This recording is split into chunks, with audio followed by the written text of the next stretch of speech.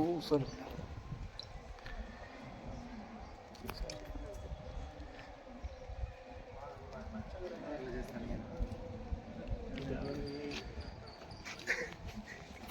మంచి టైంలో చేయిస్తాయి కదా ఇవి.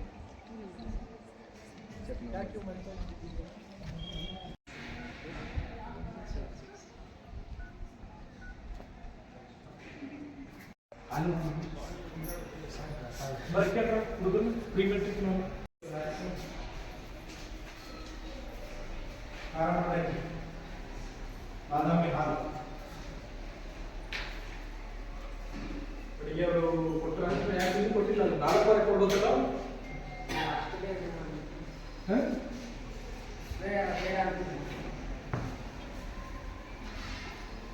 ಏನ್ ಮಾಡಿದ್ರಲ್ಲ ಸ್ನ್ಯಾಕ್ಸ್ ಕೊಟ್ಟರೆ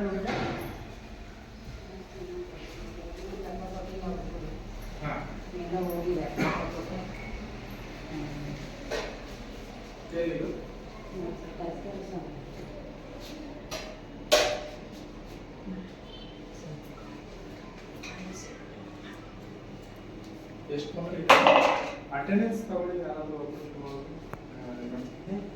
ಅಟೆಂಡೆನ್ಸ್ ತಗೊಂಡೋಗ್ಲಿ.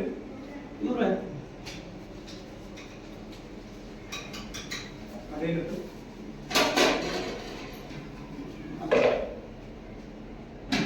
ಎಷ್ಟು ಮಕ್ಕಳಿಗೆ ಮಾಡಿದ್ವಿ? 10 ಜನ. 10 ಜನ ಅಡುಗೆ ಕೂಡ ಈ ಬರ್ಡೇ ನಡೆದ ಸಂದರ್ಭದಲ್ಲಿ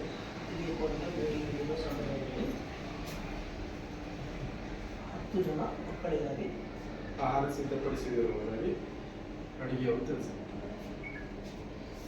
ಪಾತ್ರೆಗಳೆಲ್ಲ ನಿಮಗೆ ಬೇಕಾದಂತ ಪಾತ್ರೆಗಳಿದೆಯಾ? ಇದೆ. ಸುದ್ದಿ ಪಾತ್ರೆ ಹೋಗ್ತಾಗುತ್ತಾ? ಸೊ ನಿಮ್ಗೆ ಸಫಿಷಿಯಂಟ್ ಬೇಕಾದ ಇದೆಯಲ್ಲ ಇದೆಯಲ್ಲ.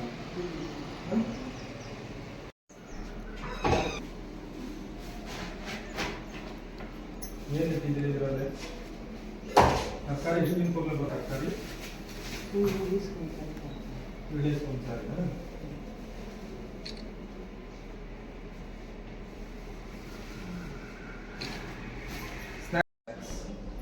ಕಾರಣಕ್ಕೆ ಮತ್ತು ಬಾದಾಮಿ ಹಾಲು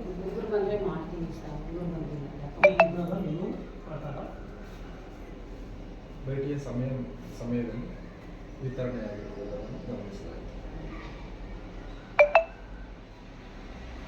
70 places.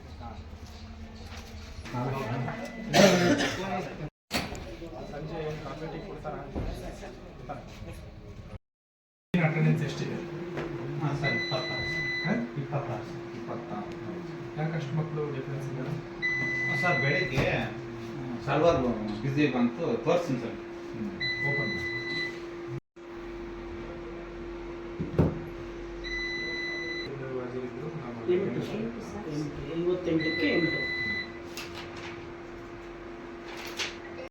ಬೆಳಗ್ಗೆ ಅದನ್ನು ಸ್ವಲ್ಪ ಕಟ್ ಮಾಡಿ 2 ಪದ ಭೇಟಿ ಮಾಡಿದ ಸಮಯದಲ್ಲಿ, ಭೇಟಿ ಮಾಡಿದ ದಿನ ಸಂದರ್ಭದಲ್ಲಿ ಇರೋದಂತ ಕಟ್ ಮಾಡಿ 2 ಪದ ದಿನ ದಿನ ಒಟ್ಟು ಮಕ್ಕಳು 58 ಮಕ್ಕಳ ಪೈಕಿ 27 ಹಾಜರಿದ್ದು 31 ಮಕ್ಕಳು ಗೈರು ಹಾಜರಿರುವುದನ್ನು ಗಮನಿಸಲಾಯಿತು. ನಮಗೆ ಇವರು ವಾರ್ಡನವರೇ 31 ಮಕ್ಕಳು ಇದೆಯಲ್ಲ ಅರ್ಜೆಂಟೀನಾ ಅಲ್ಲ, ಅವ್ರ ರಜೆ ಚೀಟಿ ಸರ್ ಬುಕ್ ಕೊಡಿ, ಬುಕ್ಕಲ್ಲಿ ಬರೆದಿದೆ ಕೊಡಿ. ಕೊಡ್ತೀವಿ. ಯಾಕೆ ರಜೆ ಚೀಟಿ ತಗೊಳ್ಳೋದು? ಅದು ಚಲನವಲನ ವಹಿ ಮಾತ್ರ ಅಲ್ವಾ? ಅದು ಬುಕ್ ಇಟ್ಟಿರೋದು ಓನ್ಲಿ ಚಲನವಲನ ವಹಿ. ಬೆಳಗ್ಗೆ ಹೋಗಿ ಸಾಯಂಕಾಲ ಎಲ್ಲೋ ಬರ್ತೀನಿ ಅಂತ ಹೋಗಿದ್ರೆ ಓಕೆ. ಇಲ್ಲ ಸರ್. ರಜೆ ಚೀಟಿ ತಗೊಳ್ಳೋ ಅಭ್ಯಾಸ ಇಲ್ಲ? ಇಲ್ಲ ಸರ್, ಇದೆ ಸರ್. ಅದನ್ನು 31 ಏನಿದೆ ಅಂತ ಹೇಳಿ ರಜೆ ಚೀಟಿ ಇದೆಯಾ ಇಲ್ಲ? ಇಲ್ಲ ಸರ್ ಬೆಳಗ್ಗೆ ಸರ್ ಡೇಟು ಬೆಳಗ್ಗೆಲ್ಲ ನಾವು ಡೈಲಿ ಯೋಗಾಸನ ಇದೆಲ್ಲ ಮಾಡಿಸ್ತೀವಿ ಸರ್ ಮೆಡಿಟೇಷನ್ 3, 6, 9, 3 ಸರ್ ಮತ್ತೆ ಕೆಲವು ಹುಡುಗರು 10th ಹುಡುಗರು ಎಕ್ಸಾಮ್ ಅಂತೇಳಿ ಅವರು ಮೆಡಿಟೇಷನ್ ಬರಲ್ಲ ಸರ್ ಯೋಗಾಸನ. ಅಲ್ಲ ಆಯ್ತು, ನನಗೆ ಬೇಡ ಅಂದರೆ ಮಾಡ್ತೀವಿ. ಭೇಟಿ ಮಾಡಿದ ಸಮಯದಲ್ಲಿ ಮತ್ತೆ ಇದು ಮಕ್ಕಳ 10980 ಇದೆಯಲ್ಲ ಸರ್ ಅದ್ರ ಬಗ್ಗೆ ಎಲ್ಲ ಡೀಟೇಲ್ ಬರ್ಸಿದ್ದೀರಿ? ಬರ್ಸಿದ್ದೀವಿ ಸರ್, ಹೇಳಿದ್ವಿ ಸರ್ ಅಲ್ಲಿ ಮಕ್ಕಳಿಗೆಲ್ಲ ಹೇಳಿದ್ವಿ ಮಕ್ಕಳ ರಕ್ಷಣಾ ನೀತಿ ಕರ್ನಾಟಕ ರಾಜ್ಯ ಮಕ್ಕಳ ರಕ್ಷಣಾ ನೀತಿ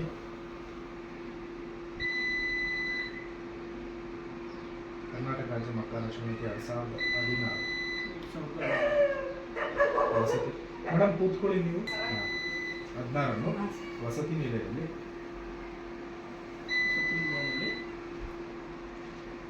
ಅನುಷ್ಠಾನ ಮಾಡಿಲ್ಲದಿರುವುದನ್ನು ಗಮನಿಸಲಾಗಿದೆ. ಗೊತ್ತಾಯ್ತೀರಾ? ಗೊತ್ತಾಯ್ತೀರಾ? ಹೋಗ್ತಾ ಇದೆ ಸರ್.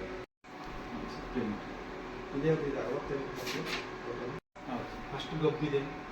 ಆ ನಾಯಿ ಏನೋ ಇಲಿ ಹೆಗ್ಗಣನೆಲ್ಲ ಹಾಕೊಂಡು ಅಲ್ಲೇ ತಿಂತಾ ಇದೆ. ಆ ನೀರು ಬಚ್ಚೆ ಪಕ್ಕನೇ ನಿಂತಿದೆ. ಇಡೀ ರಾಜ್ಯದಾದ್ಯಂತ ಡೆಂಗ್ಯೂ ಸಮಸ್ಯೆ ಇದೆ, ಕ್ಲೀನ್ ಮಾಡ್ಕೊಳ್ಳಿ ಅಂತ ಸರ್ಕಾರನೇ ಹೇಳಿದೆ. ಸರ್ಕಾರದ ವಸತಿ ನಿಲಯಗಳ ಪರಿಸ್ಥಿತಿ ಹಿಂಗೆ ಆಗೋಗುತ್ತೆ.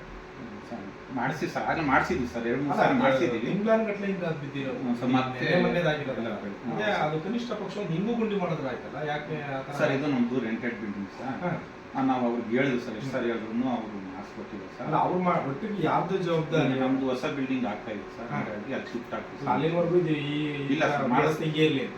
ಇಲ್ಲ ಸರ್, ನಾವು ಆಗಲೇ ಮಾಡಿಸಿದ್ವಿ ಸುಮಾರು ಸಾರಿ. ಮತ್ತೆ ಅದೊಂದು ಹಿಂದೂ ಗುಂಡಿ ಅವ್ರಿಗೆ ಹೇಳಿ ನಮ್ದು ಸಾಕಾಗಿದೆ ಸರ್.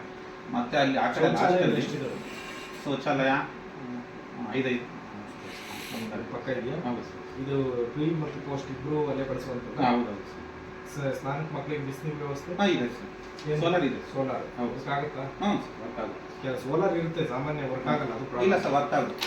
ಯಾವುದೇ ಇಯರ್ ಹಾಕಿರ್ತಾರೆ. ಡೀಟೇಲ್ಸ್ ಹೇಳಿ ಸರ್, ಇಲ್ಲಿ ಊರು, ಇಲ್ಲಿ ಡೇಟು, ವಿದ್ಯಾರ್ಥಿ ಹೆಸರು, ಊರಿನ ಹೆಸರು, ಮೊಬೈಲ್ ನಂಬರ್ ಅವ್ರದ್ದು, ಶಾಲೆ ಮತ್ತು ಅವ್ರ ಸರ್. ಈಗ 31 ವಿದ್ಯಾರ್ಥಿಗಳು ಎಲ್ಲೋದ್ರು ಅನ್ನೋದಕ್ಕೆ ಡೀಟೇಲ್ಸ್ ಹೇಳಿ.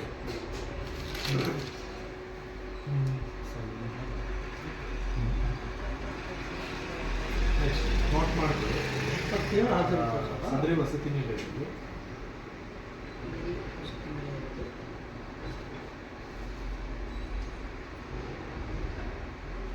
ಮಕ್ಕಳಿಂದ ರಜೆ ಚೀಟಿ,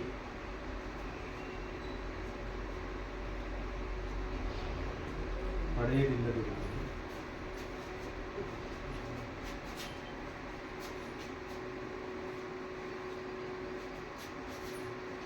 ಏನಾಯ್ತು? ರಜೆ ಚೀಟಿ ಗಮನಿಸಲಾಗಿದೆ. ಅಲ್ಪವಲನ ವಹಿ ಏನೋ ಮಗು ಸರ್ ನಾನೇನೋ ಮೆಡಿಸಿನ್ ತರಕ್ಕೆ ಹೋಗ್ತೀನಿ ಅಂತ ಹೋಯ್ತು ಅಂದರೆ ಸರಿ, ಕನಿಷ್ಠ ಪಕ್ಷ ಅಷ್ಟು. ಬಟ್ ನೀವು ತಗೋಬೇಕಾಗಿರೋದು ಈಗ ಅಷ್ಟು 31 ಮಕ್ಕಳು ಎಲ್ಲೋದ್ರು ಅನ್ನೋ ಪರಿಸ್ಥಿತಿ ಬೇಕಲ್ಲ. ಇದ್ದಾರೆ ಸರ್, SLC ಇದ್ದಾರೆ ಸರ್, ಅವ್ರನ್ನ ಅಟೆಂಡ್ಸ್ ಹಾಕಿದೆ ಸರ್. ಇನ್ನೂ ಸ್ವಲ್ಪ ಕಡಿಮೆ, ಅದರಲ್ಲಿ ಇದನ್ನು ಓಪನ್ ಮಾಡಿದ್ರೆ 1 ತಿಂಗಳು ಮಾಡ್ತೀವಿ. ಇಲ್ಲ ಜನವರಿ ಲಾಸ್ಟ್ ಎಲ್ಲ ಹೇಳಿದ್ವಿ ಸರ್. ಸರಿಯಾಗಿ ಸ್ಕೂಲ್ಗೂ ಬರಲ್ಲ. ಈಗ ಜಾತ್ರೆಗಳು ಮತ್ತೇನು ಹಬ್ಬ ಅಂತೇಳಿ ಕೆಲವರು ಹುಷಾರಿಲ್ಲದೆ ಕೆಲವರು ಈ ಥರ ರೀಸನ್ಗಳು ಹೇಳ್ತಾರೆ ಸರ್. ನಮಗೆ ನಾವು ಇನ್ನೇನು ಮಾಡೋಕ್ಕಾಗಲ್ಲ ಸರ್. ನಾವು ಪ್ರಯತ್ನ ಮಾಡಿದ್ದೀವಿ ಸರ್, ಮಾಡಬೇಕು ಅಂತೇಳಿ. ಎಷ್ಟು ಪ್ರಯತ್ನ ಮಾಡಿದ್ರು ಅಷ್ಟು ಬಂದಿದೆ ಸರ್. ಈಗ ನಮ್ಮದು ಸೆಪ್ಟೆಂಬರ್ ಅಕ್ಟೋಬರ್ 2 months ಇತ್ತು. ಅದೇ CM. ಬಟ್ ನಿಮ್ಗೆ ಡೈರೆಕ್ಷನ್ ಬರಲಿಲ್ಲ ಅನ್ನೋದೇ ಆಶ್ಚರ್ಯ. ಯಾಕೆ ಬರಲಿಲ್ಲ? 50% ಬಂದಿಲ್ಲ, ಅದು ಓಕೆ. ಬೆಳಗ್ಗೆ ಅಟೆಂಡ್ ಇದ್ದವ್ರು ಸಾಯಂಕಾಲ ಹಾಕಿಲ್ಲ ಸರ್. ಇವತ್ತು ಸಾಟರ್ಡೆ ಮತ್ತು ಊರಿಗೆ ಹೋಗಿ ಸ್ವಲ್ಪ ಪೇರೆಂಟ್ಸ್ ಎಲ್ಲ ಕೇಳ್ತಾರೆ ಸರ್. ನಾವು ಆಗೋದು ಕೆಲವರು ಹೋಗ್ತಾರೆ ಸರ್, ಕೆಲವರು ಈ ವಾರ ಹೋಗಿರೋದು ನೆಕ್ಸ್ಟ್ ವಾರ ಹೋಗಲ್ಲ. ಈ ಥರ ಇರ್ತಾರೆ ಸರ್. ಕೆಲವರು ಹೋಗ್ತಾರೆ, ಕೆಲವರು ಇರ್ತಾರೆ ಸರ್. ಈ 10th ಮಾತ್ರ ಸ್ವಲ್ಪ ಇದ್ದಾರೆ ಸರ್. ಇನ್ನು ಬೇರೆ 8 ಮಕ್ಕಳು ಇರೋದು. ಹೌದಾ?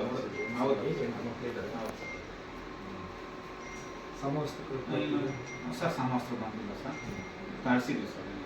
ಎಲ್ಲ ನಾವು ಈ ವರ್ಷದ ಇಲ್ಲ, ಇನ್ನೂ ಬಂದಿಲ್ಲ, ಸಪ್ಲೈ ಆಗಿದೆ ಒಂದು ಸರ್. ವರ್ಷದ ಪೂರ್ತಿ ಇನ್ನೂ ಬಂದಿಲ್ಲ. ಇಲ್ಲ ಸರ್. 1 ವರ್ಷದಿಂದ ಸಮವಸ್ತ್ರಗಳು ಸರಬರಾಜು ನಾವು ಸ್ಯಾಂಪಲ್ ಎಲ್ಲ ಕೊಟ್ಟು ಆಗಲೇ 2 ತಿಂಗಳಾಯ್ತು ಸರ್. ಡೇಟ್ ಕೊಟ್ಟು ಎಷ್ಟು ಮಾರ್ಕ್ಸ್ ಇದ್ದಾರೆ, ಯಾವ ಸ್ಕೂಲಲ್ಲಿ ಎಷ್ಟು ಮಕ್ಕಳು ಅಂತೇಳಿ ಎಲ್ಲ ಇದು ಮಾಡಿ ಕೊಟ್ಟಿದ್ದೀವಿ ಸರ್. ಅದೊಂದು ಸಪ್ಲೈ ಆಗಿದೆ ಸರ್. ಅದೊಂದು ಇನ್ನೆಲ್ಲ ಸಪ್ಲೈ ಆಗಿದೆ ಸಂಬರಾಜ್ ಆಗಿರುವುದಿಲ್ಲ. ನೋಟ್ ಬುಕ್ಸ್ ಕೊಟ್ಟಿದ್ದೀವಿ ಸರ್. ಬಂದಿದೆಯಾ? ಹಾಂ ಬಂದಿದೆ ಹ್ಞೂ ಸರ್. ಕನ್ಫರ್ಮ್ ಮಕ್ಕಳನ್ನ ಕೇಳಿ ಸರ್. ಏನಾದ್ರು ವಿತರಣೆ ಮಾಡೋದಕ್ಕೆ ಹಾಂ ಇದೆ ಸರ್, ಇದೆ ಸರ್. ಸ್ಟಾಕ್ ಸರಬರಾಜು ಆಗಿಲ್ಲವೆಂದು ಮಾಡುವಂತೆ ಆರ್ಡರ್ ಅವರು ತಿಳಿಸಿದ್ದಾರೆ. ಈಗ ಇಷ್ಟೇ ನಿಮ್ಮ ಹತ್ರ ಕೇರಮ್ ಏನೂ ಇಲ್ಲ. ಇದೆ ಸರ್. ಕೇರಮ್ ರೂಮಲ್ಲಿ ಇಟ್ಕೊಂಡಿದ್ದಾರೆ. ಚೆಸ್ಸು ಚೆಸ್ ಇದೆ ನಿಮ್ಮ ಹತ್ರ ಇದೆ ಇದೆ ಕೊಡ್ತಿದ್ದೀರಾ ಮಕ್ಕಳಿಗೆ ಉಪಯೋಗ ಆಗ್ತಾ ಇದೆಯಾ? ಸರ್. ಇವು ಬ್ಯಾಟುನು ಕೇರಮ್ಮು ಕ್ರಿಕೆಟ್ ಐಟಮ್ ಇದು ಕೊಟ್ಟಿದೆ ಸರ್. ಚೆಸ್ ಅಂತ ಗ್ರಂಥಾಲಯ ಪುಸ್ತಕ ತಗೊಂಡು ಹೋಗ್ತಾರೆ. ಹಾಂ ಸರ್. ಓದ್ತಾ ಇದ್ದಾರೆ ಮಕ್ಕಳು. ಹಾಂ ಏನಿದೆ ಇಟ್ಟಿದ್ದೀರಿ ಡಾಕ್ಯುಮೆಂಟು? ಇದು ಕ್ಲೀನ್ ಮಾಡೋರು ಯಾರು? ಏನು ಕಟ್ಟಿದ್ದೀರಿ ಸರ್. ಒಬ್ಬರು ಬರ್ತಾರೆ ಸರ್. ಸರ್ ಅದು ನಿನ್ನೆ ನಾವು ಮೀಟಿಂಗಲ್ಲೂ ಹೇಳಿದ್ವಿ ಸರ್ ಸಾಹೇಬ್ರಿಗೆ. ಅದು 2000 ಕೊಡ್ತಾರೆ ಸರ್ ನಮ್ಮ ಪೇಮೆಂಟ್ಗೆ. 2000 ಯಾವ ಬರೋಲ್ಲ ಸರ್. ಕೊಟ್ಟರೆ ಅನುಕೂಲ ಆಗುತ್ತೆ ಸರ್. ಅದೊಂದು ಪಾಯಿಂಟ್ ನಿನ್ನೆ ನಾವಲ್ಲಿ ಇವ್ರು ಬಂದಿದ್ರು ಸರ್. ಜಾರಿ ನಿರ್ದೇಶನಾಲಯ ಮೇಡಮ್ ಎಲೆಕ್ಷನ್ ಮೇಡಮ್ ಮೀಟಿಂಗ್ ಅಲ್ಲಿ ಹೇಳಿದ್ರು ಸರ್. ಇದನ್ನು ಲೈಟ್ಸ್ ಎಲ್ಲ ಆನ್ ಮಾಡಿ ಲೈಟ್ ಕ್ಯಾರಿಟಿ ಲೈಟ್ಗಳು ಒಂದೇ ಇಷ್ಟು ಬಲ್ಬ್ ಇಲ್ಲ ಕೊಟ್ಟಿಲ್ವಾ? ಹೊಟ್ಟೆಗೆ ಹಾಕಿದ್ರು ಸರ್. ಕೆಲವು ಕಿತ್ತಾಕ್ತಿದ್ದೆ. ನಿನ್ನೆ ಮೊನ್ನೆ ಹಾಕ್ಸಿದ್ವಿ. ಇನ್ನೊಂದು ಬಲ್ಬ್ ಹಾಕ್ಸಿದ್ದೆ ಸರ್. ಇನ್ನೊಂದು ಬಲ್ಬ್ ಹಾಕ್ಸಿದ್ದೆ. ಹುಡುಗರು ಕಿತ್ತಾಕಿ ಕಡೆ ತಗೊಂಡೋಗಿ ರೂಮ್ ಹಾಕೊಂಡಿದ್ದೆ ಸರ್. ರೂಮಲ್ಲಿಲ್ಲ, ಅದಕ್ಕೆ ಇಲ್ಲಿ ತಗೊಂಡೋದಲ್ಲ. ಅಲ್ಲ ಸರ್, ಇಲ್ಲಿಂದ ಸರ್. ಅದೇನಿಲ್ಲ. ಈ ಕೆಲವರು ಇರ್ತಾರಲ್ಲ ಸರ್ ಸರ್. ನೀರಿಗೆ ಅಂತ ಏನು ಬರ್ತಿದ್ದೀನಪ್ಪ. ಇದು ಯಾರೋ ನಮ್ಮ ಹುಡುಗರು ಬಿದ್ದೋಗ್ಬಿಟ್ರೆ ಕತೆ ಏನು ಹಿಂಗೆ ಕನಿಷ್ಠ ಇದನ್ನ ಒಂದು ಸಣ್ಣ ಪೈಪ್ ಹಾಕಿ ಹೋಗುತ್ತೆ ಆ ಕಡೆ ಎಲ್ಲ. ಸರ್ ಮಾಡಿ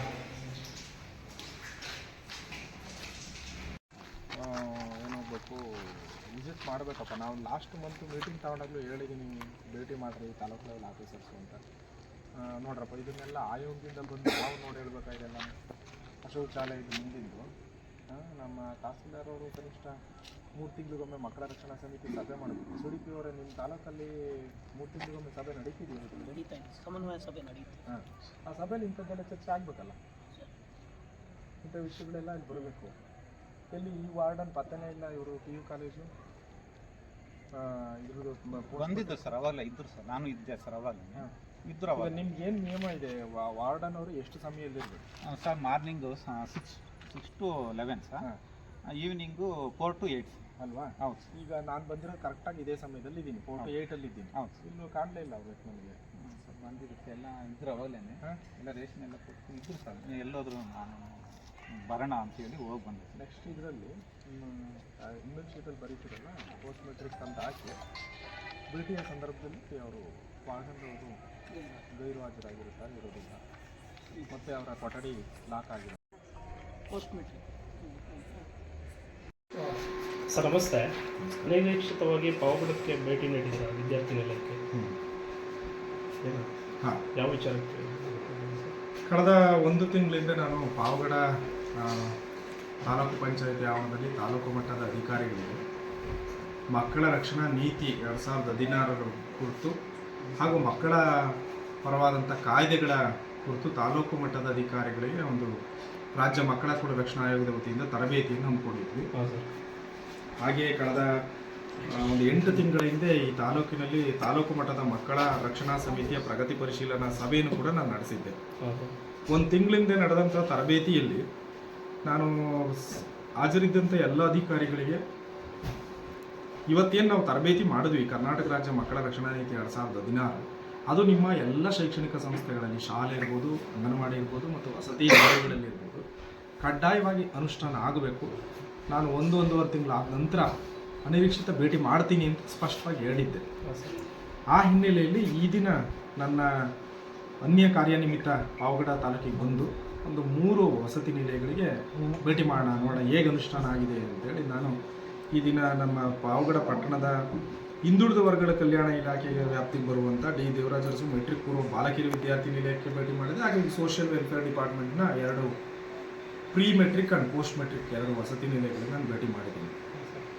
ನಾನು 1.5 ವರ್ಷಗಳ ಹಿಂದೆ ಪಾವಗಡ ತಾಲೂಕಿನ ಒಂದು ವಸತಿ ಶಾಲೆಗೆ ವಸತಿ ನಿಲಯಕ್ಕೆ, ಹೆಣ್ಣು ಮಕ್ಕಳ ವಸತಿ ನಿಲಯಕ್ಕೆ ಭೇಟಿ ಮಾಡಿದ ಸಂದರ್ಭದಲ್ಲಿ ಫೋಟೋ ಅಟೆಂಡೆನ್ಸ್ ಹಾಕಿರುವಂಥದ್ದು ನನ್ನ ಗಮನದಲ್ಲಿ ಬಂದಿತ್ತು. ಇನ್ಕ್ಲೂಡ್ ನನ್ನ ಜೊತೆ ತಹಶೀಲ್ದಾರರು, ತಾಲೂಕ್ ಪಂಚಾಯತ್ ಇಒ ಮತ್ತು ಸುಮಾರು 6 ಅಧಿಕಾರಿಗಳು ನನ್ನ ಜೊತೆಲಿದ್ದರು. ಮಕ್ಕಳಿಗೆ ಸಾಕಷ್ಟು ಸಮಸ್ಯೆಗಳಿತ್ತು. ಊಟದ ವ್ಯವಸ್ಥೆ ಇರ್ಬೋದು, ಅವರ ಕೊಡಬೇಕಾದಂಥ ವಸತಿ ನಿಲಯದಲ್ಲಿರುವ ಸೌಲಭ್ಯಗಳ ವಿಚಾರ ಇರ್ಬೋದು. ಹಾಗಾಗಿ ನಾನು ಅದನ್ನು ರಾಜ್ಯ ಮಕ್ಕಳ ಕೂಡ ರಕ್ಷಣಾ ಆಯೋಗದ ವತಿಯಿಂದ ಸುಮೋಟೋ ಕೇಸ್ ಕೂಡ ದಾಖಲಿಸ್ಕೊಂಡು ಈಗ ನಮ್ಮ ಆಯೋಗದಲ್ಲಿ ಆ ಕೇಸ್ ಇನ್ನೂ ಕೂಡ ಚಾಲ್ತಿಯಲ್ಲಿದೆ. ನನಗೆ ಆಗ್ಲಿಂದ ಕೂಡ ಸ್ವಲ್ಪ ಈ ಪಾವಗಡದ ಇವು ಗಡಿ ಭಾಗದ ತಾಲೂಕು ಆಗಿರೋದ್ರಿಂದ ಇಲ್ಲಿ ಸ್ವಲ್ಪ ಹೆಚ್ಚಿನ ಅಗತ್ಯ, ಮೇಲ್ವಿಚಾರಣೆ ಅಗತ್ಯ ಇದೆ ಅಂತ ಕಂಡು ಬಂದಿದ್ದರಿಂದ ಈ ಭೇಟಿ ಉದ್ದೇಶ ಅದಾಗಿತ್ತು ಮುಖ್ಯವಾಗಿ. ಇವತ್ತು ಭೇಟಿ ಮಾಡಿದ ಹಾಸ್ಟೆಲ್ಗಳಲ್ಲಿ ಗಮನಿಸಿದಾಗ ಸ್ವಲ್ಪ ಆತಂಕದ ವಾತಾವರಣ ಮತ್ತೆ ನಾನು ನೋಡೋಕ್ಕೆ ಸಾಧ್ಯ ಆಯಿತು. ಇವಾಗ ಉದಾಹರಣೆಗೆ 80 ಮಕ್ಕಳು ಅಟೆಂಡೆನ್ಸ್ ಇದೆ ಡಿ ದೇವರಾಜರಸು ಏನು ಮೆಟ್ರಿಕ್ ಪೂರ್ವ ಬಾಲಕಿಯರ ವಿದ್ಯಾರ್ಥಿ ನಿಲಯದಲ್ಲಿ. ಆದರೆ ನಾನು ಭೇಟಿ ಮಾಡಿದ ಸಂದರ್ಭದಲ್ಲಿ ಕೇವಲ ಹಾಜರಿದ್ದ ಮಕ್ಕಳ ಸಂಖ್ಯೆ ಬರೀ 29 ಮಕ್ಕಳು. ಮತ್ತು ಈ ವಸತಿ ನಿಲಯದಲ್ಲಿ ಮಕ್ಕಳ ಜೊತೆ ನಾನು ಮಾತಾಡಿದಾಗ ಕಂಡು ಬಂದಿದ್ದು ಅದರಲ್ಲಿ ಸುಮಾರು 8-10 ಮಕ್ಕಳು ತಿಂಗಳಾನ್ಗಟ್ಲೆಯಿಂದ ಅವರು ಹಾಸ್ಟೆಲಲ್ಲಿ ಇಲ್ಲದೇ ಇದ್ದರೂ ಕೂಡ ಅಟೆಂಡೆನ್ಸ್ ಪರಿಶೀಲನೆ ಮಾಡಿದಾಗ 5ನೇ ತಾರೀಕುವರೆಗೂ ಅಟೆಂಡೆನ್ಸ್ ಇದೆ, ಅವರಿಗೆಲ್ಲರಿಗೂ ಹಾಕಿದ್ದಾರೆ. ಹಾಗೂ 5ನೇ ತಾರೀಕಿನಿಂದ ಇವತ್ತು ನಾನು ಭೇಟಿ ಮಾಡಿದ ದಿನದವರೆಗೂ ಸುಮಾರು 4 ದಿನದಿಂದ ಯಾವುದೇ ಅಟೆಂಡೆನ್ಸ್ ಹಾಕಿಲ್ಲ. ಇದು ಗಮನಿಸಿರುವಂಥದ್ದು. ಮತ್ತು ಕೆಲವು ಸೌಲಭ್ಯಗಳು ಅವ್ರಿಗೆ ಏನು ಕೊಡಬೇಕು, ಸುಮಾರು 2-3 ತಿಂಗಳಿಂದ ಶುಚಿತ್ವದ ಕಿಟ್ ಸಿಕ್ಕಿಲ್ಲ ಮಕ್ಕಳಿಗೆ. ಮತ್ತು ಮಕ್ಕಳಿಗೆ ಬೇಕಾದಂಥ ಬೆಡ್ಗಳು ಮತ್ತು ವ್ಯವಸ್ಥೆಗಳಿಲ್ಲ. ಒಂದು ಕಡೆಗೆ ಗೋಡನ್ ಥರ ತುಂಬಿದ್ದಾರೆ, ಒಂದು 15-20 ಬೆಡ್ ಒಂದೇ ಕಡೆ ಬಿಟ್ಟಿದೆ, ಆದರೆ ಮಕ್ಕಳಿಗೆ ಅದು ತಲುಪಿಸೋ ವ್ಯವಸ್ಥೆ ಆಗಿಲ್ಲ. ಮತ್ತು ಕೆಲವು ಚುನಾವಣಾ ಕರ್ತವ್ಯದ ಸಂದರ್ಭದಲ್ಲಿ ಏನೋ ಅಲ್ಲಿದ್ದ ಮಂಚಗಳನ್ನ ಯಾವುದೋ ಇಲಾಖೆಯವ್ರು ತಗೊಂಡೋಗಿದ್ದಾರೆ ಅಂತ ಹೇಳಿದ್ರೆ ಯಾವ ಇಲಾಖೆಯವ್ರು ತಗೊಂಡೋಗಿದ್ದಾರೆ ಗೊತ್ತಿಲ್ಲ. ಹೀಗೆ ಹಲವಾರು ಸಮಸ್ಯೆಗಳನ್ನು ನಾನು ಹಾಸ್ಟೆಲಲ್ಲಿ ಗಮನಿಸಿದೆ. ಹಾಗಾಗಿ ಈ ಎಲ್ಲ ಅಂಶಗಳನ್ನು ಈ ಒಂದು ದಿಢೀರ್ ಭೇಟಿಯ ಸಂದರ್ಭದಲ್ಲಿ ಗಮನಿಸಲಾಗಿ ಇನ್ನೂ ಸಾಕಷ್ಟು ವಿಷಯಗಳಿದೆ, ಇದೆಲ್ಲ ನಾವು ನೋಟ್ ಮಾಡ್ಕೊಂಡಿದ್ದೀವಿ. ಈ ಸಂಬಂಧಪಟ್ಟಾಗಿ ಇದನ್ನು ನಾವು ಮತ್ತೆ ಇಲ್ಲಿನ ಸಂಬಂಧಪಟ್ಟಂಥ ಡಿಸ್ಟ್ರಿಕ್ಟ್ ಲೆವೆಲ್ ಆಫೀಸರ್ಸ್ ಯಾರಿದ್ದಾರೆ ನಾವೀಗ ವರದಿ ಕೇಳಿ ನೋಟಿಸ್ ಜಾರಿ ಮಾಡುತ್ತೆ ಈ ಸಂಬಂಧ. ಅದೇ ರೀತಿ ಸಮಾಜ ಕಲ್ಯಾಣ ಇಲಾಖೆ ಇವತ್ತು ಇನ್ನೊಂದು ಹಾಸ್ಟೆಲಿಗೆ ನಾನು ಭೇಟಿ ಮಾಡಿದೆ. ಈ ಭೇಟಿ ಮಾಡಿದ ಹಾಸ್ಟೆಲಲ್ಲೂ ಕೂಡ ನನಗೆ ಮುಖ್ಯವಾದ ಸಮಸ್ಯೆ ಇರೋದು ಇಲ್ಲಿನ ಹಾಸ್ಟೆಲ್ಗಳಲ್ಲಿ ಸಂಖ್ಯೆ, ಅಟೆಂಡೆನ್ಸ್ ಒಂದು ದೊಡ್ಡ ಇಶ್ಯೂ ಇರೋದು ನನಗೆ ಗಮನಕ್ಕೆ ಬಂದಿದೆ. ಉದಾಹರಣೆಗೆ ಇಲ್ಲೂ ಕೂಡ ಸುಮಾರು 58 ಮಕ್ಕಳು ಇರಬೇಕು ರಿಜಿಸ್ಟರ್ ಆಗಿರುವಂಥದ್ದು ಬಯೋಮೆಟ್ರಿಕಲ್ಲಿ. ಆದರೆ ಈ ದಿನ ಭೇಟಿ ಮಾಡಿದ ಸಂದರ್ಭದಲ್ಲಿ ಮಕ್ಕಳು 10 ಮಕ್ಕಳು ಇದ್ದಾರೆ. 21 ಮಕ್ಕಳು ಬೆಳಗ್ಗೆ ಅಟೆಂಡೆನ್ಸ್ ಇದೆ, ಬಟ್ ಸಂಜೆ ಶನಿವಾರ ಭಾನುವಾರ ಅನ್ನೋ ಕಾರಣಕ್ಕೆ ವಾರ್ಡನ್ ಅವ್ರ ಮಾಹಿತಿ ಪ್ರಕಾರ ಅವರು ಊರಿಗೆ ಹೋಗಿದ್ದಾರೆ ಅಂತಾರೆ. ಬಟ್ ಊರಿಗೆ ಹೋದರೆ ರಜೆ ಚೀಟಿ ತಗೋಬೇಕು, ಬಟ್ ಇಲ್ಲಿ ರಜೆ ಚೀಟಿ ತಗೊಳ್ಳೋ ವ್ಯವಸ್ಥೆ ಇಲ್ಲ ಅನ್ನೋದು ನನಗೆ ಆಶ್ಚರ್ಯ ಆಯಿತು. ಯಾಕೆಂದರೆ ಮಕ್ಕಳ ಸೇಫ್ಟಿಯ ವಿಷಯ, ಅದರಲ್ಲೂ ವಿಶೇಷವಾಗಿ ಈಗ ಹೆಣ್ಮಕ್ಳ ಹಾಸ್ಟೆಲ್ ನಾವು ನೋಡಿದಾಗ ಸುಮಾರು 20 ಚಿಲ್ಲರೆ ಮಕ್ಕಳು ಅವರು ರಜೆ ಚೀಟಿನೂ ಕೂಡ ಕೊಟ್ಟಿಲ್ಲ. ಹಾಗಾಗಿ ಅವ್ರ ಕತೆ ಏನು, ಮತ್ತು ತುಂಬ ಮಕ್ಕಳು ಆರೋಗ್ಯದ ಸಮಸ್ಯೆ ಹೇಳ್ಕೊಂಡು ಅವರು ಏನು ಮಾಡಿದ್ದಾರೆ ಬಂದಿದೆ. ಮತ್ತು ಸ್ವಚ್ಛತೆಗೆ ಸಂಬಂಧಪಟ್ಟಾಗ ಕೂಡ ಅಷ್ಟೇನು ನೀಟಾಗಿ ಮೇಂಟೈನ್ ಮಾಡ್ತಾ ಇಲ್ಲ, ಅದು ಇನ್ನೊಂದು ದೊಡ್ಡ ಇಶ್ಯೂ. ಈಗ ನಾನು ಇಲ್ಲಿ ಭೇಟಿ ಮಾಡಿದ ಈ ಮಕ್ಕಳ ರಕ್ಷಣಾ ನೀತಿ ಮೇಲೆ 2 ತರಬೇತಿ ಈ ಜಿಲ್ಲೆಯಲ್ಲಿ ನಡೆದರೂ ಕೂಡ ಈ 2 ಹಾಸ್ಟೆಲಲ್ಲಿ ಎಲ್ಲೂ ಕೂಡ ಮಕ್ಕಳ ರಕ್ಷಣಾ ನೀತಿ 2016 ಅನುಷ್ಠಾನ ಮಾಡಿದ್ದು ನಾನು ನೋಡಲಿಲ್ಲ. ದುರದೃಷ್ಟವಶಾತ್ ನಮ್ಮ ವಾರ್ಡನ್ ಅವರ ಮಾಹಿತಿಯ ಪ್ರಕಾರ ಇವರಿಗೆ ಯಾವುದೇ ಡೈರೆಕ್ಷನ್ ಇಲ್ಲ ಅಂತ ಹೇಳ್ತಾರೆ. ಹಾಗಾಗಿ ಜಿಲ್ಲೆ ಮತ್ತು ತಾಲೂಕು ಮಟ್ಟದಲ್ಲಿ ಅಧಿಕಾರಿಗಳು ನಾವು ಟ್ರೈನಿಂಗ್ ಕೊಟ್ಟಿದ್ದು ತಳಮಟ್ಟಕ್ಕೆ ರೀಚ್ ಆಗದೇ ಇದ್ದರೆ ಮತ್ತು ಮಕ್ಕಳಿಗೆ ಉಪಯೋಗ ಆಗದೇ ಇದ್ದರೆ ಟ್ರೈನಿಂಗ್ಗಳು ಮೀಟಿಂಗ್ಗಳು ಏನು ಪ್ರಯೋಜನ? ಕೇವಲ ಸಭೆ ಸಮಾರಂಭ ಕಾಗದಕ್ಕೆ ಸೀಮಿತ ಆಗೋದ್ರಲ್ಲಿ ಅರ್ಥ ಇಲ್ಲ. ಹಾಗಾಗಿ ಇದನ್ನೆಲ್ಲ ಸ್ವಲ್ಪ ಗಂಭೀರವಾದ ವಿಷಯಗಳಿದೆ. ಅದ್ರ ಮೇಲೆ ವಿಚಾರಣೆ ನಂತರ ಮುಂದಿನ ಕ್ರಮವನ್ನು ರಾಜ್ಯ ಮಕ್ಕಳ ಹಕ್ಕುಗಳ ರಕ್ಷಣಾ ಆಯೋಗ ತಗೊಳ್ಳುತ್ತೆ. ಈಗ ಗಮನದ ಮೇಲೆ ಡಿ ಅವ್ರಿಗೆ ಹೇಳಿದ್ರು ಯಾವುದೇ ಮಾಡಬೇಕು ಖಾಸಗಿ ಶಿಕ್ಷಣ, ಅದು ನಮ್ಗೆ ಯಾವುದೇ ಸಂಬಂಧ ಇಲ್ಲ ಅಂತ ಅವ್ರು ಹೇಳ್ತಿದ್ದಾರೆ. ಆ ಥರ ಹೇಳಕ್ಕೆ ಬರಲ್ಲ. ಖಾಸಗಿ ಆಗಲಿ ಅನುದಾನ ಆಗಲಿ ಅನುದಾನ ರಹಿತ ಆಗಲಿ ಎಲ್ಲ ಶಾಲೆಗಳಲ್ಲೂ ಯಾವುದೇ ಶಾಲೆ ಆದರೂ ಕೂಡ ಕಡ್ಡಾಯವಾಗಿ ಮಕ್ಕಳ ಸುರಕ್ಷತೆಗೆ ಮೊದಲ ಆದ್ಯತೆ ಕೊಡಬೇಕು. ಸುರಕ್ಷತೆ ಭಾಳ ಇಂಪಾರ್ಟೆಂಟ್. ನಮ್ಮ ರಾಜ್ಯದಲ್ಲಿ ವಿಶೇಷವಾಗಿ ಕರ್ನಾಟಕ ರಾಜ್ಯ ಮಕ್ಕಳ ರಕ್ಷಣಾ ನೀತಿ ಅಂತಲೇ 2016 ನೀತಿ ಬಂದಿದೆ, ಪರಿಷ್ಕರಣೆ 2023 ಪರಿಷ್ಕರಣೆ ಆಗಿದೆ. ಮಾನ್ಯ ಉಚ್ಚ ನ್ಯಾಯಾಲಯ ಕೂಡ ಕಡ್ಡಾಯವಾಗಿ ಇದು ಎಲ್ಲ ಶೈಕ್ಷಣಿಕ ಸಂಸ್ಥೆಯಲ್ಲಿ ಅನುಷ್ಠಾನಕ್ಕೆ ಬರಬೇಕು ಅಂತ ಹೇಳಿದಾಗ ನಾವು ನಮ್ಮ ವ್ಯಾಪ್ತಿಗೆ ಬರಲ್ಲ ಇದು ಅಂತ ಹೇಳ್ಕೊಟ್ಟು ಜಾರ್ಕೊಡೋದಕ್ಕೆ ಆಗಲ್ಲ. ನೀವೇನು ವರದಿಯಿಂದ ಹೇಳಿದ್ದೀವಿ ಅದನ್ನು ನಾನು ಮಾನ್ಯ ಇಲ್ಲಿನ ನಿಮ್ಮ BEO ಯಾರಿದ್ದಾರೆ BEO ಮತ್ತು ಮಧುಗಿರಿ ಶೈಕ್ಷಣಿಕ ಜಿಲ್ಲೆಯ ಉಪನಿರ್ದೇಶಕರಿಂದ ವರದಿ ತಗೊಳ್ತೀವಿ. ಅದೇನು ಆಗಿದೆ, ಪರಿಸ್ಥಿತಿ ಏನು, ಅದೇನು ಅಧಿಕೃತ ಶಾಲೆಯೋ ಅನಧಿಕೃತ ಶಾಲೆಯೋ ಪರಿಶೀಲನೆ ಮಾಡಿ ವರದಿ ಕೇಳ್ತೀವಿ. ಒಂದು ವೇಳೆ ಅದೇನಾದ್ರು ಕರ್ತವ್ಯ ಲೋಪ ಆಗಿದೆ ಅಂತ ಕಂಡು ಬಂದರೆ 100% ಈಗಾಗಲೇ ಆಯೋಗದಲ್ಲಿ ಈ ಥರದ ಪ್ರಕರಣಗಳಿದ್ದಾವೆ. ಆಯೋಗದ ಮುಂದೆ ಈ ಥರದ ಎಷ್ಟು ಅನಧಿಕೃತ ಶಾಲೆಗಳಿರುವಂಥದ್ದನ್ನ ಶಿಕ್ಷಣ ಇಲಾಖೆಗೆ ಆಯೋಗ ಶಿಫಾರಸು ಕೂಡ ಮಾಡಿದೆ. ಅನಧಿಕೃತ ಶಾಲೆಗಳನ್ನು ಕಟ್ಟುನಿಟ್ಟಾಗಿ ಮುಚ್ಚೋದಕ್ಕೆ ನೀವು ಡೈರೆಕ್ಷನ್ ಕೊಡಬೇಕು ಅನ್ನುವಂಥದ್ದು. ಈ ಪ್ರಕರಣವನ್ನು ಕೂಡ ನಾನು ವೈಯಕ್ತಿಕವಾಗಿ ಗಮನಿಸ್ತೀನಿ ಮತ್ತು ಉಪನಿರ್ದೇಶಕರಿಂದ ವರದಿ ತಗೊಳ್ತೀನಿ. ಸರಿ, ಮತ್ತು ಶನಿವಾರ ಭಾನುವಾರ ಮಕ್ಕಳಿರಲ್ಲ. ಆ ಹಾಸ್ಟೆಲಲ್ಲಿ ಅದೇ ಬೆಳಗ್ಗೆ ಬಂದಿರ್ತಾರೆ 50 ಜನ, ಅದೇ ಅಟೆಂಡೆನ್ಸ್ ಹಾಕಿ ಮತ್ತೆ ಅದನ್ನೆಲ್ಲ ಸರ್ಕಾರಕ್ಕೆ ವರದಿ ಕೊಟ್ಟು ಅದನ್ನೆಲ್ಲ ಈ ಬಿಲ್ಗಳ ಮುಖಾಂತರ ವಾರ್ಡನ್ಗಳು ಲೂಟಿ ಮಾಡ್ತಿದ್ದಾರೆ ಅಂತ ಇಲ್ಲಿನ ಸಾರ್ವಜನಿಕರ ಧ್ವನಿಯಾಗಿ ಪಟ್ಟಿದೆ. ಈಗ ಒಂದು ಬಯೋಮೆಟ್ರಿಕ್ ಅಟೆಂಡೆನ್ಸ್ ಹಾಕಿದಾಗ ಕೋಟ ಅಟೆಂಡೆನ್ಸಿನ ಪ್ರಶ್ನೆ ಬರಲ್ಲ. ಇವಾಗ ಉದಾಹರಣೆ ಇಲ್ಲಿ ನಾನು ಬಂದ ಹಾಸ್ಟೆಲಲ್ಲಿ 58 ಮಕ್ಕಳು ರಿಜಿಸ್ಟ್ರೇಷನ್ ಇದ್ದಾರೆ, 21 ಮಕ್ಕಳು ಬಯೋಮೆಟ್ರಿಕ್ ಹಾಕಿದ್ದಾರೆ. ಸಾಮಾನ್ಯ ಬಯೋಮೆಟ್ರಿಕ್ ಇದ್ದರೆ ಅದು ವರ್ಕ್ ಆಗುತ್ತೆ. ಎಲ್ಲಿ ಮ್ಯಾನ್ಯಲ್ ಅಟೆಂಡೆನ್ಸ್ ಹಾಕ್ತಾರೋ ಅಲ್ಲಿ ಈ ಥರದ ಸಮಸ್ಯೆ ಇದೆ. ಅದಕ್ಕಾಗಿಯೇ ಸರ್ಕಾರ ಕಡ್ಡಾಯವಾಗಿ ಎಲ್ಲ ಕಡೆ ಬಯೋಮೆಟ್ರಿಕ್ ಆಗಬೇಕು ಅಂತಿದೆ. ದುರದೃಷ್ಟವಶಾತ್ ಈಗ ನಾನು ಹೋಗಿದ್ದ ಹಿಂದಿನ ಹೆಣ್ಣು ಮಕ್ಕಳ ವಸತಿ ನಿಲಯದಲ್ಲಿ ಬಯೋಮೆಟ್ರಿಕೇ ವರ್ಕ್ ಮಾಡ್ತಾ ಇದ್ದಾರೆ. ಈ ಥರದ್ದು ಕೆಲವು ಬಾರಿ ಟೆಕ್ನಿಕಲ್ ಇಶ್ಯೂ ಆಗಿದೆ ಅಂತೇಳಿ ಮ್ಯಾನ್ಯಲ್ ಅಟೆಂಡೆನ್ಸ್ ಕೂಡ ಮಾಡ್ತಾರೆ. ಹೌದು, ಇದು ಆಯೋಗದ ಗಮನಕ್ಕೆ ಕಡ್ಡಾಯವಾಗಿ, ಎಸ್ಪೆಷಲಿ ಬಯಲಸೀಮೆಯ ಜಿಲ್ಲೆಗಳಲ್ಲಿ, ಅದರಲ್ಲೂ ವಿಶೇಷವಾಗಿ ಪ್ರಿಮೆಟ್ರಿಕ್ ಹಾಸ್ಟೆಲ್ಗಳಲ್ಲಿ ಮಕ್ಕಳ ಅಟೆಂಡೆನ್ಸ್ದು ದೊಡ್ಡ ಇಶ್ಯೂ ಇದೆ ಅನ್ನೋದು ಆಯೋಗದ ಗಮನಕ್ಕೆ ಬಂದಿದೆ. ಇದಕ್ಕೆ ಸಮಾಜ ಕಲ್ಯಾಣ ಇಲಾಖೆ ಮತ್ತು ಹಿಂದುಳಿದವರ ಕಲ್ಯಾಣ ಇಲಾಖೆಯ ಉನ್ನತ ಮಟ್ಟದ ಅಧಿಕಾರಿಗಳು ಯಾರಿದ್ದಾರೆ, ಆಯಾ ಇಲಾಖೆಯ ಪ್ರಿನ್ಸಿಪಲ್ ಸೆಕ್ರೆಟರೀಸ್ಗೆ ಆಯೋಗ ಸೂಕ್ತ ಶಿಫಾರಸು ಕೊಡುತ್ತೆ. ಅಬ್ಸರ್ವೇಷನ್ ಮಾಡಿದ್ದೀವಿ. ಸರ್, ಈಗ ಬೆಳಗ್ಗೆ 21 ಜನ ಅಟೆಂಡೆನ್ಸ್ ಹಾಕಿದ್ದಾರೆ. ಈಗ ಹಾಸ್ಟೆಲ್ ಇರೋದು 10 ಮಕ್ಕಳು. ಇದು ಸರ್ಕಾರ ಯಾವ ರೀತಿ ಲೆಕ್ಕ ತಗೊಳುತ್ತೆ? ಇಲ್ಲ, ಈಗ 21 ಅಂತ ಕೊಡೋದಾ ಇಲ್ಲ 10 ಅಂತ ಕೊಡೋದಾ? ಈಗ ನೋಡಿ, ಈಗ ಸಂಜೆ ಈಗ ವಾರ್ಡನ್ ಅವ್ರು ಹೇಳ್ತಾ ಇರೋ ಪ್ರಕಾರ ಈಗಾಗಲೇ ಸಂಜೆಗೆ ಬಯೋಮೆಟ್ರಿಕ್ ವರ್ಕ್ ಆಗ್ತಿಲ್ಲ ಅಂತ. ವರ್ಕ್ ಆಗಿದ್ರೆ ಬೆಳಗ್ಗೆ ವರ್ಕ್ ಆಗಿದೆ 21, ಈಗ ವರ್ಕ್ ಆಗ್ತಿಲ್ಲ ಅಂತ ಅವರು ಏನು ಮಾಡ್ತಾ ಇದ್ದಾರೆ, ವರದಿ ಕೊಡ್ತಾ ಇದ್ದಾರೆ.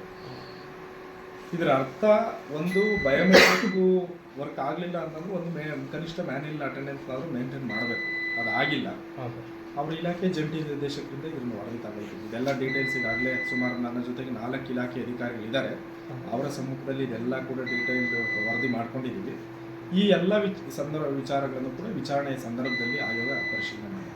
ಎಲ್ಲ ಈ ತಾಲೂಕಿನಲ್ಲಿ ಎಲ್ಲ ಹಾಸ್ಟೆಲ್ಗಳು ಸಂಜೆ ಅಷ್ಟೊತ್ತಿಗೆ ವಾರ್ಡನ್ಗಳು ಯಾರೂ ಇರಲ್ಲ ಸರ್. ಅಟ್ಲೀಸ್ಟ್ ಬಾಲಕಿಯರ ಹಾಸ್ಟೆಲ್ಗಳಂತೂ ಯಾರೂ ಇರೋದೇ ಇಲ್ಲ.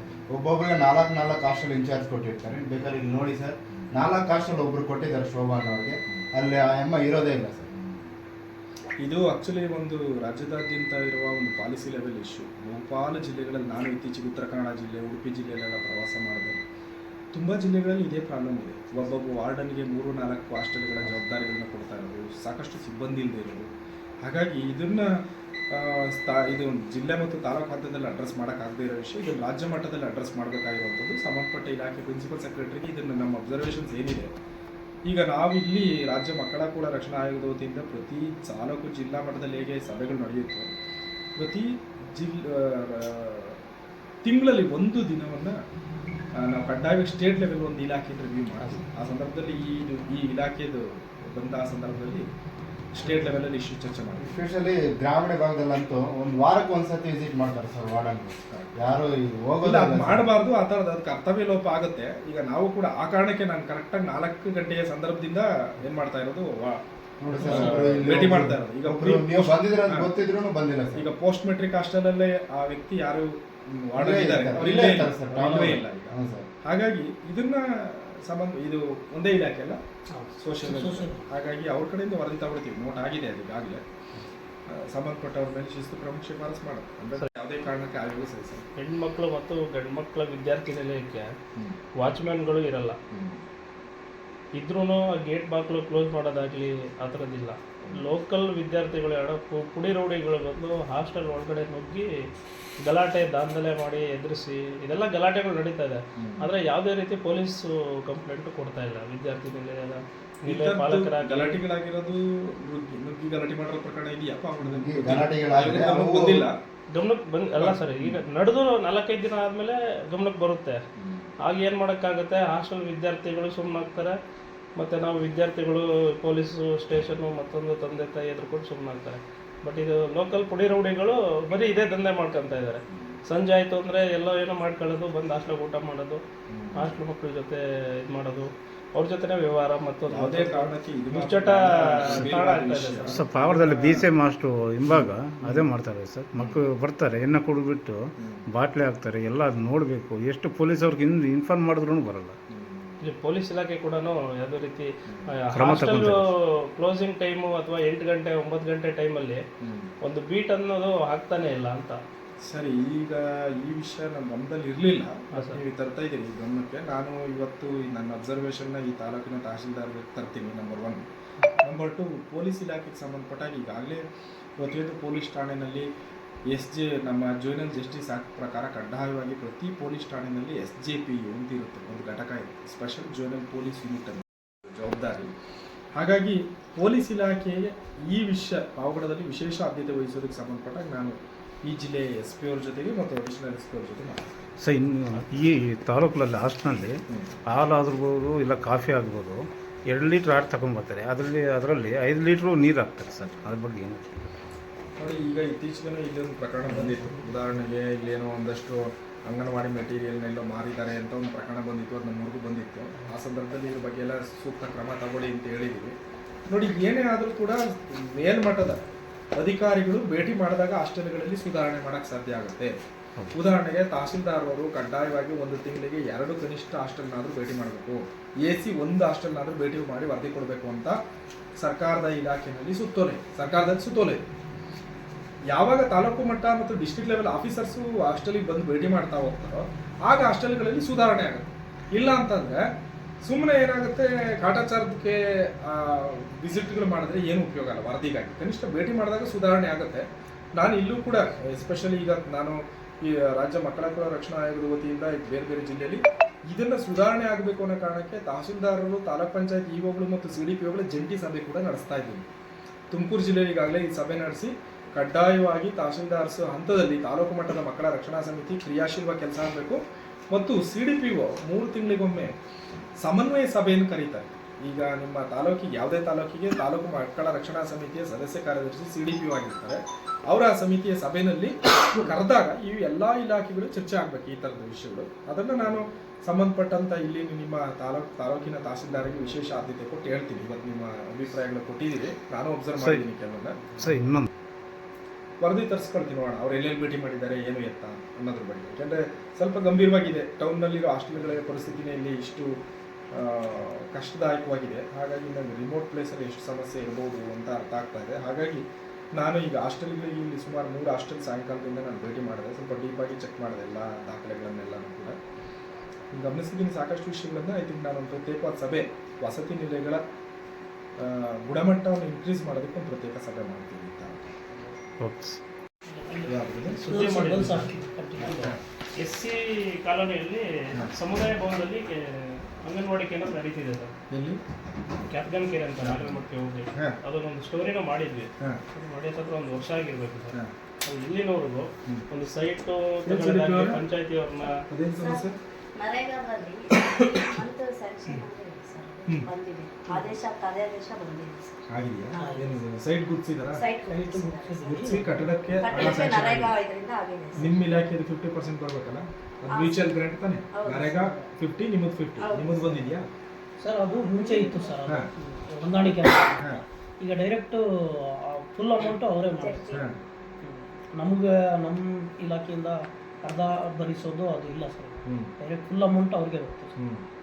ಅದೇ ಅದು ಮಾಡಿ ಸ್ವಲ್ಪ ಮಾಡಿಸಿ ಈಗ. ಅದೇನು ಫಾಲೋ ಅಪ್ ಮಾಡ್ತಾ ಇದ್ದೀನಿ ಸರ್. ನಾನು KDP ಸಭೆಯಲ್ಲೂ ಮಾತಾಡಿದ್ದೀನಿ, MLA ಸಾಹೇಬ್ರಿಗೂ ಹೇಳಿದ್ದೀನಿ. 7 ನಿಮಿಷದಲ್ಲಿ ನಾನು ಮೇಡಮ್